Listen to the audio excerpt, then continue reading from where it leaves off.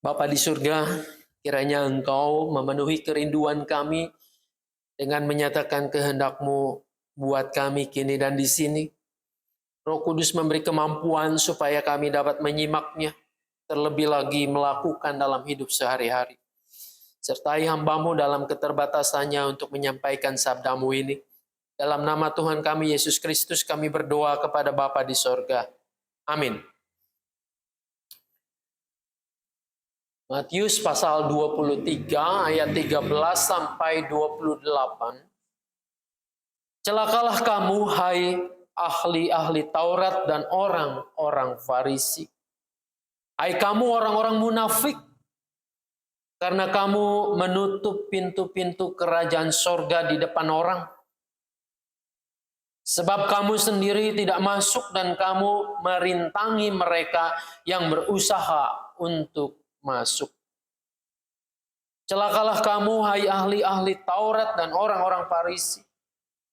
Hai kamu orang-orang munafik, sebab kamu menelan rumah janda-janda sedang kamu mengelabui mata orang dengan doa yang panjang-panjang. Sebab itu kamu pasti akan menerima hukuman yang lebih berat. Celakalah kamu hai ahli-ahli Taurat dan orang-orang Farisi.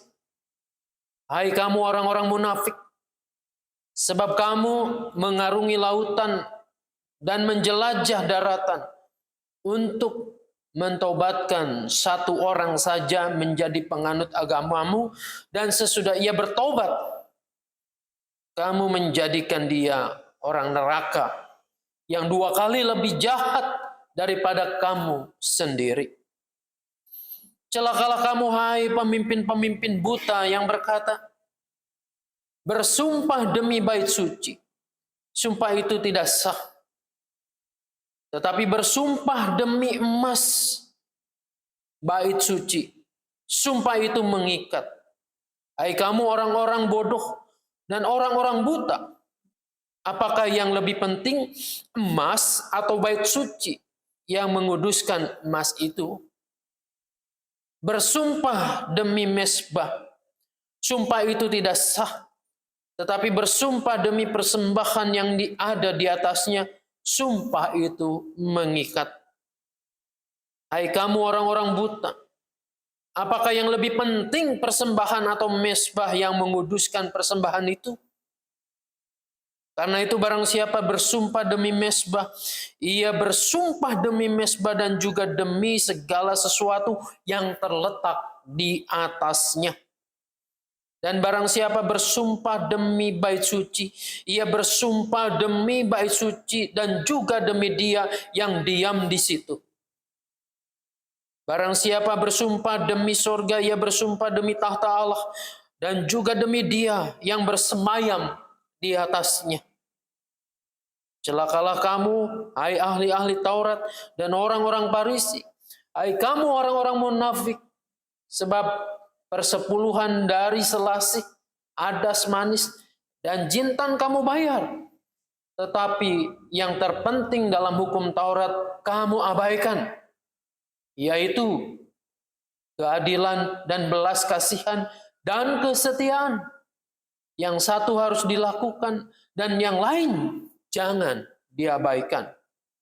Hai kamu pemimpin-pemimpin buta, nyamuk kamu tepiskan dari dalam minumanmu, tetapi unta yang di dalamnya kamu telan. Celakalah kamu, hai ahli-ahli Taurat dan orang-orang Farisi, hai kamu orang-orang munafik, sebab cawan dan pinggang yang kamu bersihkan sebelah luarnya, tetapi sebelah dalamnya penuh rampasan dan kerakusan. Hai orang Farisi yang buta, bersihkanlah dahulu sebelah dalam cawan itu, maka sebelah luarnya juga akan bersih.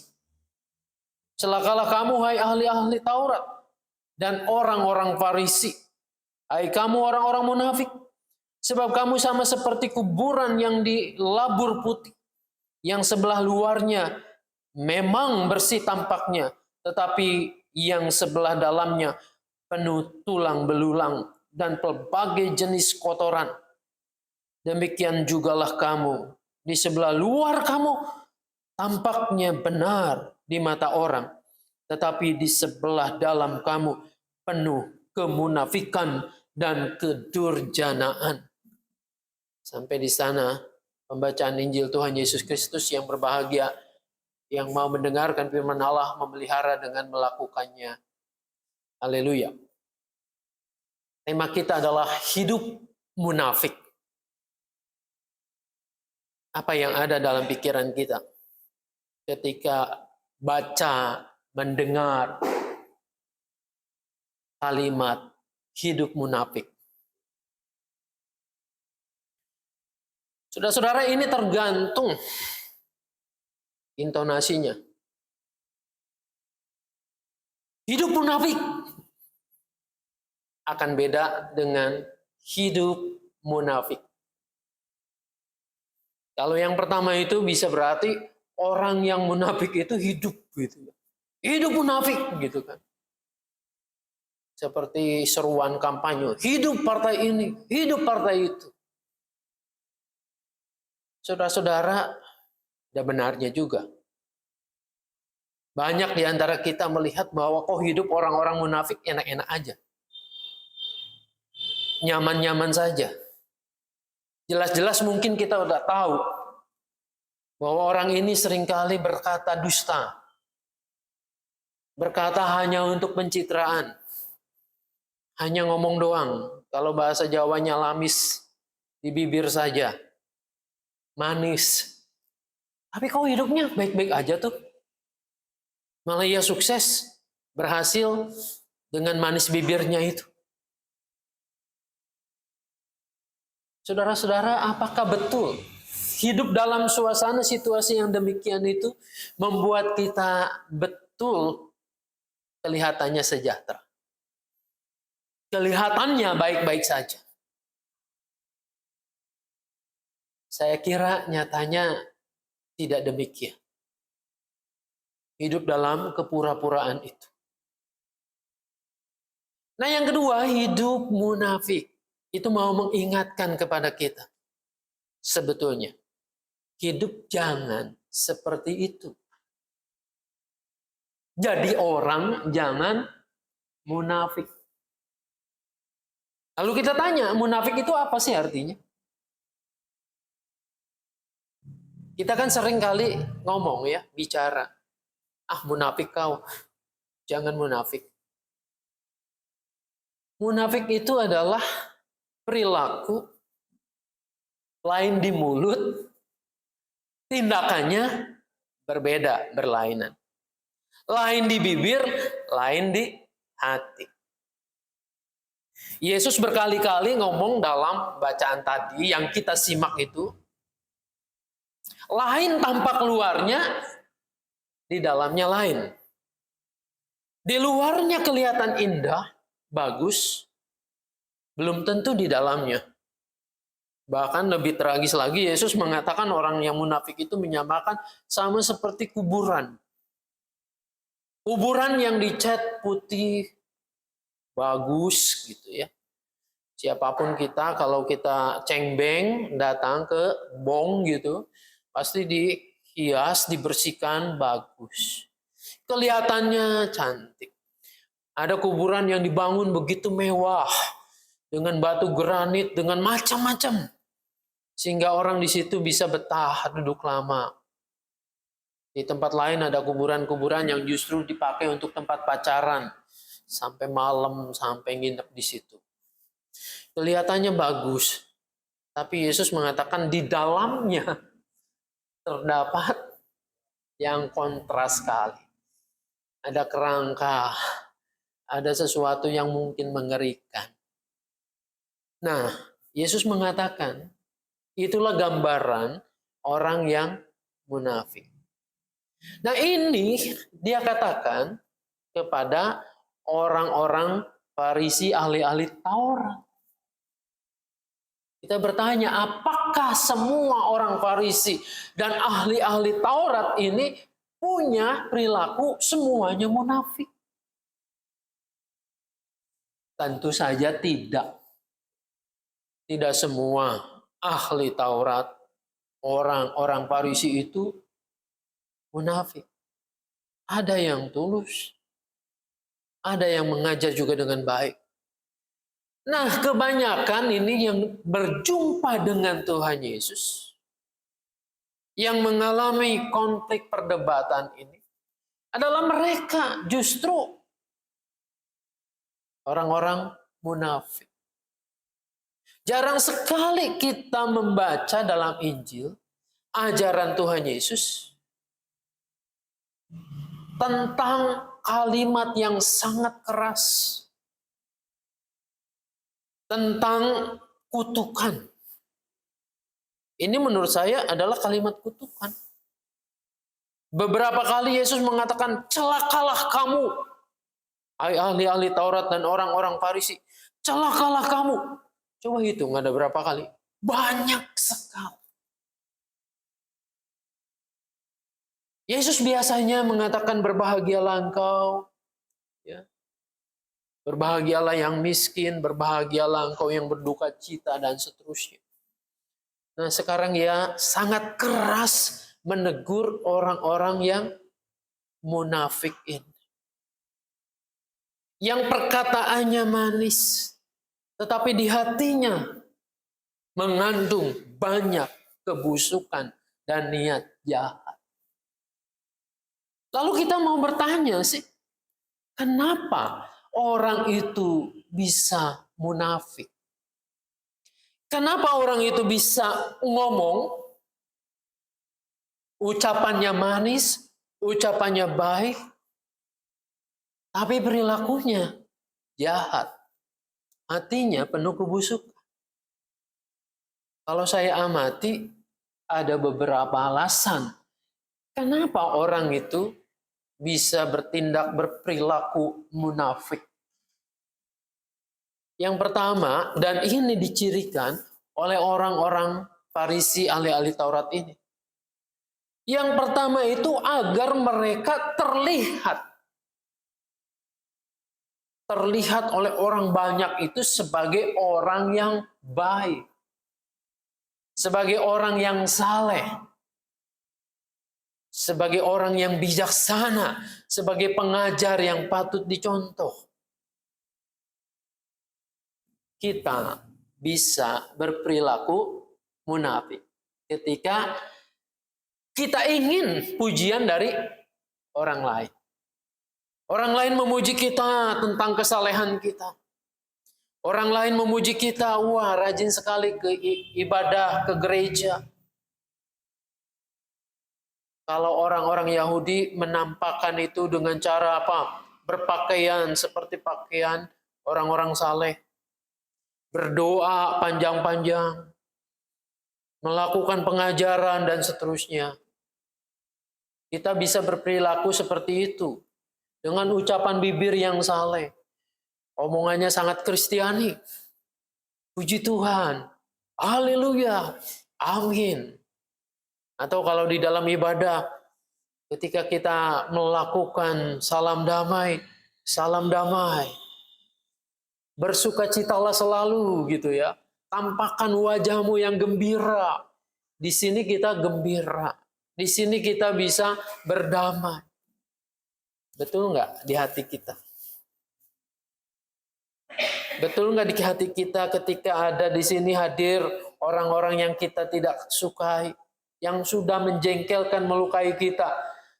Kita bisa senyum di sini, bisa salam damai. Di luar gimana? Apakah mulut kita masih ngomongin dia? Masih membicarakan kejelekannya? Masih mau bertegur sapa atau enggak? Kita bisa sama seperti orang Farisi, mencitrakan diri supaya orang lain memuji kita. Supaya orang lain menganggap kita adalah anak-anak Tuhan, orang Kristen yang hebat, orang Kristen yang saleh. Satu ya, untuk keuntungan supaya orang memuji. Supaya kita mendapatkan citra yang baik. Maka kita harus bicara yang baik. Kita harus memoles sedemikian rupa. Yang kedua, Orang munafik itu juga bisa menggunakan cara yang seperti itu untuk mendapatkan keuntungan dalam arti memperdayakan orang yang ada di hadapannya. Kita banyak terjebak ketika membeli sebuah produk, sebuah barang misalnya. Lalu ketika kita sudah menggunakannya, kok ternyata begini nih barang, tidak sesuai dengan apa yang dia omong, tidak sesuai dengan promosinya. Ya. Maka berhati-hatilah untuk itu. Kita tidak suka kalau kita diperdaya, diperlakukan demikian. Ditipu oleh orang. Menawarkan sebuah produk dan menjanjikan hal-hal yang indah. Hal-hal yang baik, yang nyaman, yang berkualitas. Tapi nyatanya tidak demikian. Kita tidak suka kalau kita ditipu. Nah, maka dengan itu kita pun harus sadar bahwa kita jangan jadi orang munafik. Kalau benar ya katakan benar. Kalau sesuatu ini jelek ya katakan jelek. Bukan kemudian dipoles hanya untuk mendapat keuntungan, memperdaya dia. Banyak orang mengatakan, Pak, zaman sekarang kalau bicara jujur kita hancur. Pernah nggak ada dengar gitu? Seorang anggota jemaat dulu yang saya layani pernah mengatakan, kalau saya jualan, Pak, dengan terus terang seperti ini, tidak ngikutin dengan cara-cara orang lain di kiri kanan saya, maka saya akan tutup, bangkrut. Ya rupanya jual alat tulis, ya. Ya di mall dekat kita di sini gitu. Itu banyak sekali barang-barang tanda petik BM gitu, ya nggak jelas pajaknya, dari mana dapatnya, entah dari hasil curian kan, entah hasil apa, lalu bisa jual murah. Dia mengatakan kalau saya mau jujur, maka yang terjadi harganya mahal. Saya nggak bisa bersaing.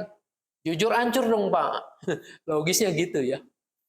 Tapi apakah betul orang jujur hancur? Lain lagi ada cerita seorang dealer mobil bekas. Dia mengatakan saya mau mempraktekkan firman Tuhan, Pak. Dengan betul-betul. Apa yang saya katakan sesuai dengan kondisi barang yang saya jual. Dia mengatakan gitu, ini mobil bekas. Ini bekas banjir loh. Tapi saya sudah periksa, saya sudah servis ini. Kelemahannya adalah di sini, di sini, di sini. Dia katakan demikian. Mula-mulanya dia mengalami penurunan omset. Tidak banyak orang yang mau beli sama dia. Karena dia menceritakan dengan apa adanya. Rupa-rupanya memang orang juga senang dibohongi gitu ya. Cerita yang baik-baiknya saja. Tapi lama-kelamaan usahanya dia konsisten dengan kejujuran. Kemudian cerita dari mulut ke mulut, orang mengatakan, beli di si bapak ini ya, dia pasti akan menceritakan kelemahan. Dia pasti akan ngomong apa adanya. Tidak menutup-nutupi. Kalau betul ya betul, kalau salah, kalau buruk ini kondisinya buruk. Apa yang terjadi? Betul usahanya tadinya turun, sekarang ketika orang tahu bahwa dia orang jujur, maka dia akan terus meningkat. Jadi tidak berlaku buat dia bahwa yang jujur hancur. Tidak. Itu yang kedua ya.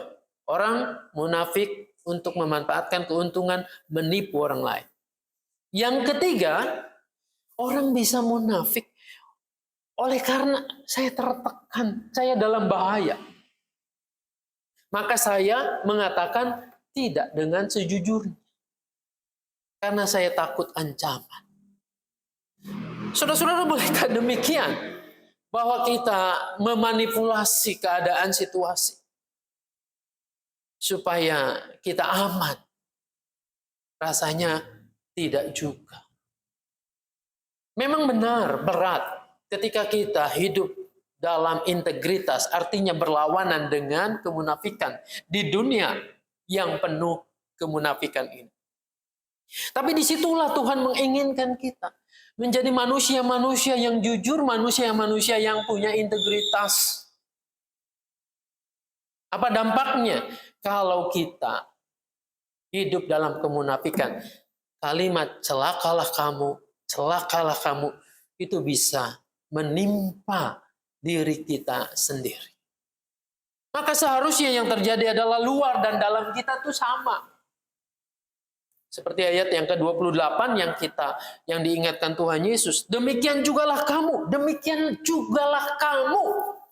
Jadi ini bukan hanya untuk orang-orang Farisi, ahli-ahli Taurat, orang-orang al-munafikun, bukan itu. Tetapi demikian jugalah kamu, katanya. Di sebelah luar kamu tampaknya benar di mata orang, tetapi di sebelah dalam kamu penuh kemunafikan dan kedurjanaan. Tuhan tidak ingin begitu. Tampak luar kita baik, bagus, dalamnya juga harus bagus. Sama seperti tubuh kita. Kita rawat tubuh kita dengan baik. Sebelum ke sini pagi-pagi kita mandi. Kita bersihkan semuanya agar tampak cantik, tampak menarik. Tapi apalah daya kalau misalnya kita tidak merawat di dalam tubuh kita ini. Maka yang terjadi adalah menggerogoti dari dalam. Itu tidak tampak tapi mengerikan. Lama-kelamaan kita menjadi tersandra dan sakit lalu mati. Ini gambaran tubuh fisik kita. Tubuh rohani kita pun harusnya demikian. Apa yang kita ucapkan, apa yang kita kerjakan, itu persis sama dengan apa yang kita yakini pada Tuhan, dengan apa yang kita ucapkan itu. Dan dengan demikian Anda dan saya menjadi orang-orang yang punya integritas, yang menjadi saksi Tuhan yang baik. Biarlah Tuhan menolong kita untuk hidup tidak munafik. Jadi tema ini harusnya diubah menjadi hidup tidak munafik.